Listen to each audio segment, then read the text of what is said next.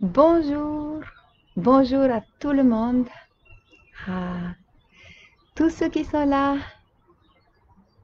Voilà, je crois que c'est maintenant que ça marche en fait. Bonjour, bonjour à tout le monde, à tous ceux qui sont là pour le Bible et Jardin dans le début de cette nouvelle et magnifique journée d'été. Alors j'aimerais commencer tout de suite en vous lisant un passage de la Bible qui se trouve dans Jean chapitre 1, les versets 12. Mais à tous ceux qui l'ont accepté, à ceux qui croient en son nom, elle, la lumière qui est Jésus, a donné le droit de devenir enfant de Dieu. En acceptant Jésus dans ta vie comme sauveur, tu as reçu ce droit, ce privilège, ce cadeau de devenir enfant de Dieu. Pas enfant tout court ou enfant de n'importe qui, mais de devenir enfant de Dieu. Et cela, c'est magnifique. J'aimerais vous lire un deuxième passage. Donc, je vous laisse chercher dans Galates 4, un autre passage qui nous parle justement de ce thème d'être enfant de Dieu. Galates 4, les versets 4 à 7. Mais lorsque le moment est vraiment venu, Dieu a envoyé son Fils, né d'une femme, né sous la loi, pour racheter ceux qui étaient sous la loi, afin que nous recevions le statut d'enfants adoptifs. Et parce que vous êtes ses fils, Dieu a envoyé dans votre cœur l'esprit de son Fils, qui crie « Abba, Père ». Ainsi, tu n'es plus esclave, mais fils, fille. Et si tu es fils, tu es aussi héritier de Dieu par Christ. Nous lisons donc dans ce texte que j'ai une nouvelle identité. J'ai une identité du ciel. Et qu'est-ce que cela signifie vraiment? Bonjour encore à ceux qui nous ont rejoints. Je ne peux pas voir vos noms aujourd'hui, mais je vous souhaite la bienvenue. Alors, qu'est-ce que cela signifie d'être enfant de Dieu, d'avoir une nouvelle identité en lui? Alors déjà, ça veut dire que je suis aimée. Je suis aimée par Dieu d'une manière, voilà, incompréhensible, c'est vrai, d'une manière sans compromis. Je suis sauvée à travers le sang de Jésus. Je suis aussi voulue. Dieu, la Bible nous dit que Dieu nous a prédestinés, qu'il nous a voulu déjà avant que nous soyons là. La Bible nous dit aussi que je suis appelée. Dieu nous appelle aussi à devenir ses enfants. Il nous appelle aussi à le servir, à devenir des ambassadeurs. Dieu aussi, il m'a libérée. Je suis libre justement de la loi, je suis libre de l'esclavage, du péché. Je suis aussi, en tant qu'enfant de Dieu, je suis fort. Je peux toutes choses en celui qui me fortifie. En même temps, je suis aussi victorieuse parce que j'ai cette épée de l'esprit, de la parole. Et il y a plein de détails qu'on peut explorer de qu'est-ce que ça veut dire quand je suis enfant de Dieu. Qu'est-ce que ça veut dire quand je suis enfant de ce grand roi? Ça veut dire que je suis une princesse. Ça veut dire que je change de statut, je change d'autorité, je change d'appel, je change de monde. Je suis enfant d'un règne qui est invisible, mais qui est un règne céleste. Et même que je connais ces vérités, je lis ces vérités depuis beaucoup d'années. j'ai rencontré Jésus dans mon adolescence, je suis restée longtemps intérieurement dans mon cœur un enfant orphelin. Et je continue à penser que je ne suis rien, que je ne peux rien et que je n'ai rien. C'est vrai que dans mon enfance, j'ai su assez vite que je n'étais pas attendue, que je n'étais pas désirée. Et mes parents, ils n'ont pas su exprimer tout leur amour pour moi, ni par leur langage, ni par leur affection, par leurs gestes. Et je n'ai pas pu entrer. Et encore aujourd'hui, des fois c'est difficile d'accepter et d'entrer cette nouvelle identité en tant que fille de Dieu. D'entrer dans ma destinée et d'accepter l'amour inconditionnel de Dieu pour moi. Dans la Bible, on lit Dieu nous aime, mais au fond de nous-mêmes, on se dit, oui, mais si je fais ça, est-ce qu'il peut vraiment m'aimer? Et si je continue de faire ça, est-ce qu'il peut m'aimer? Et si je ne change pas, et si j'y arrive pas, est-ce qu'il continue de m'aimer? Et je me suis rendu compte que je ne suis pas un cas isolé, que beaucoup de personnes sont intérieurement restées des orphelins.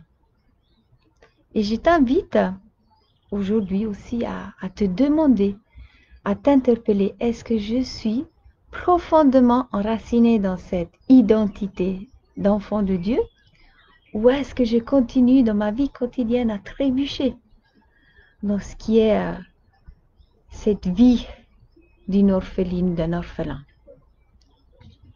Et tu vas peut-être te demander, oui, mais qu'est-ce que ça veut dire être orphelin? Moi, je suis pas orphelin, j'ai une mère, j'ai un père, ou un des deux peut-être, où j'ai quand même été adoptée. Et j'ai pu trouver dans un livre que je suis en train de lire actuellement, je vais faire un peu de pub de ce livre. Alors malheureusement, c'est pas encore traduit en français ni en anglais. C'est quelqu'un qui a écrit ça de l'Allemagne. Et ça parle justement de cette identité, de cette nouvelle identité qu'on a en Dieu. Alors pour tous ceux qui savent l'allemand, je vous le conseille fortement. Oui, c'est vrai, ça parle des filles de Dieu, mais comme c'est une femme qui l'a écrit, elle s'adresse particulièrement aux filles, aux femmes, mais tout ce qu'elle dit, c'est des vérités pour toute personne, aussi pour les hommes. Et là-dedans, j'ai trouvé justement une liste des attitudes des enfants orphelins que j'aimerais vous citer, parce que ça peut vraiment nous aider à comprendre est-ce que je suis encore un orphelin. Un orphelin, il nécessite des choses extérieures pour se sentir stable. Il va faire très attention à ses habits, il va se maquiller, ou il voudra avoir une maison, une position, un statut. Tous des choses pour montrer aux autres, regardez, j'ai de la valeur, je suis quelqu'un, je sais faire quelque chose, j'ai quelque chose. L'orphelin, il a besoin d'attention des autres pour être sûr de soi. Il s'est défini aussi par rapport aux réactions des autres. L'orphelin, il s'accepte difficilement. Il souhaite être différent. Il interprète les choses comme un refus de sa personne. Il n'a pas beaucoup de confiance. Il n'est pas optimiste dans la vie.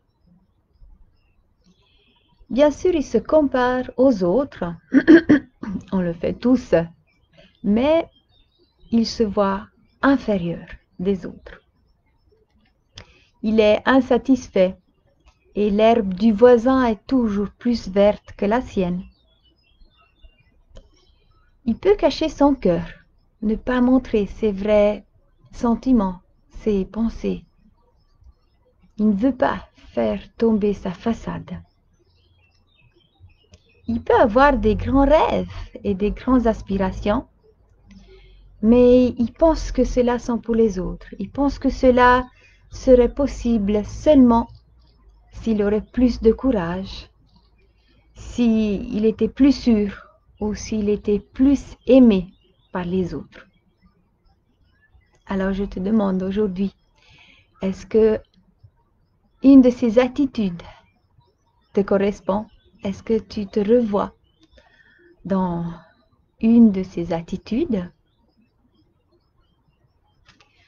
En fait, nous sommes des orphelins si nous n'avons pas vraiment expérimenté que tu as de la valeur, que tu as de la dignité, que tu es aimé et que tu es voulu, que tu as un Père qui t'aime sans compromis et qui t'aime avec passion, qui se réjouit en toi, qui danse pour toi, qui a du plaisir en toi. Alors, si c'est le cas, je t'encourage aujourd'hui vraiment à saisir cette identité de fille et de fils de Dieu.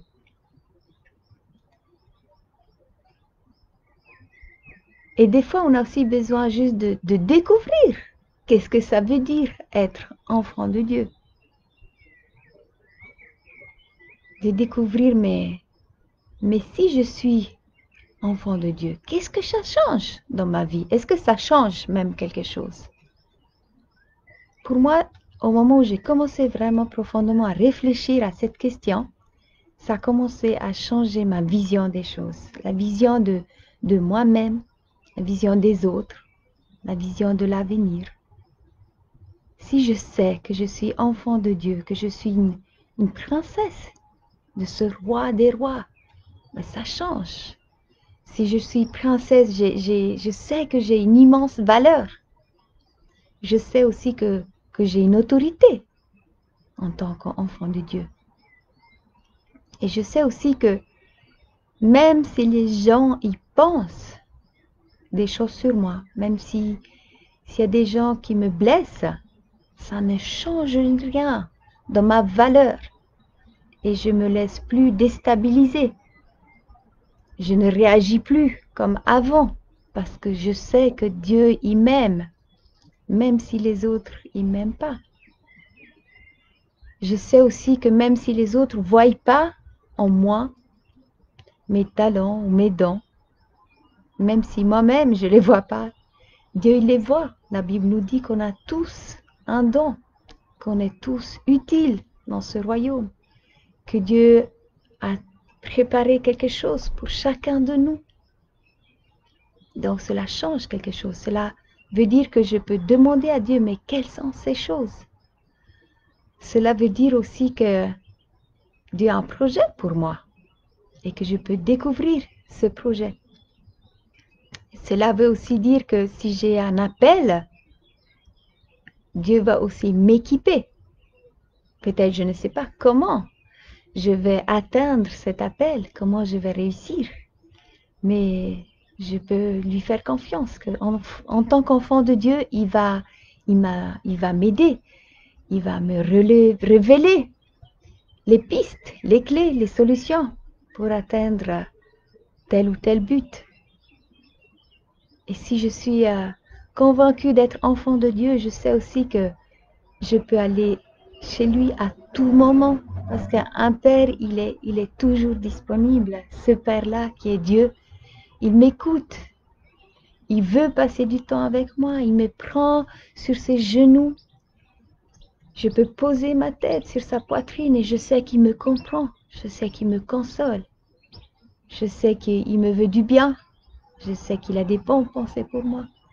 Et s'il est mon père, je sais aussi qu'il va pourvoir à tous mes besoins et qu'il connaît aussi mes besoins. Oui, en tant qu'enfant de Dieu, je sais qu'il est toujours là pour moi, pour m'accueillir, pour me recevoir. Et je sais que aussi, comme dans cette parabole du Père miséricordieux, compatissant, Dieu, il m'accueille toujours, que je peux toujours demander pardon, que je peux toujours revenir, que je peux toujours essayer. Et il y a oui, une petite chose que j'ai commencé à faire il y a 1 an et demi. J'avais reçu voilà, ce petit cahier, on m'a même dédié avec mon nom. Et puis j'ai commencé à écrire là-dedans quelle est ma nouvelle identité en Dieu. Et j'ai demandé à Dieu, ben, montre-moi quelle est cette identité. Et avec des choses tout simples, des pensées qu'il m'a données, qu'il m'a montrées, j'ai pu écrire ma nouvelle identité à fur et à mesure, par petits bouts.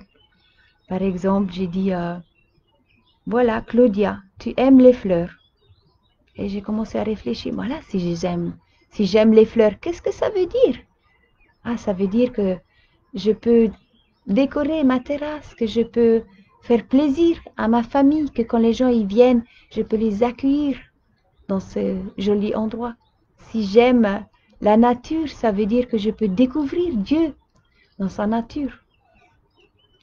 Et Dieu, voilà, m'a donné plein de petites idées. Et des fois aussi, il y a des gens qui me font des petites remarques. Et puis, je les écris. Ah, voilà, tu es doué. Je vois que tu arrives à être une bonne maman, que tu as un cœur de maman. Ou je vois que tu arrives à raconter des histoires aux enfants. Et avant, j'entendais ces choses, mais j'y croyais pas vraiment. Maintenant, je les écris et je peux les relire et je peux commencer à les saisir et à les accepter. Alors, rappelle-toi que tu ne peux absolument rien faire pour agrandir ni diminuer l'amour de Dieu pour toi. Et je le répète, tu ne peux rien faire ni pour agrandir ni pour diminuer l'amour que Dieu a pour toi. Ton oui suffit, ton cœur suffit, ton être suffit. Alors, je t'encourage, accepte ce cadeau. Alors, si tu te sens encore orpheline, prie aujourd'hui avec moi. Notre Dieu, notre Père, nous te disons merci que tu nous as adoptés. Nous ne sommes plus orphelins. Merci que nous sommes tes enfants. Nous sommes les enfants d'un Père céleste. Et merci que tu nous apprends à découvrir et à recevoir notre nouvelle identité en toi. Amen. Voilà. Merci pour votre attention. On se revoit pour une dernière fois vendredi prochain. Et je vous souhaite une merveilleuse journée, un joyeux week-end d'été.